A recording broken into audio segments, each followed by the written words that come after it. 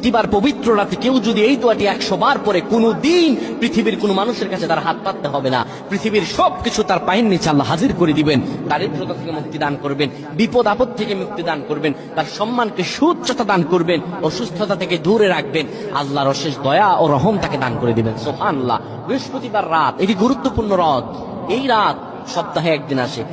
আরবিতে রাত আগে আসে, দিন পরে আসে। সুতরাং বৃহস্পতিবারের যে দিন গিয়ে রাত, এটি বৃহস্পতিবার রাত নয়, এটি শুক্রবারের রাত, এটি জুমাবারের রাত, এটি দোয়া কবুলের রাত, আল্লাহর কাছাকাছি হওয়ার রাত। সুবহানাল্লাহ। এই বৃহস্পতিবার রাত আল্লাহ তাআলা বান্দার দোয়া কবুল করেন।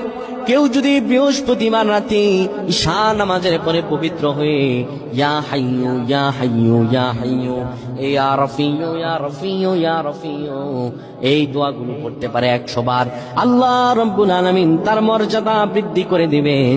তার জীবনটাকে আমার আল্লাহ সুন্দরভাবে সাজিয়ে দিবেন। বিপদ আপদ বালা মুসিবত গুলো আমার রব্বুল আলামিন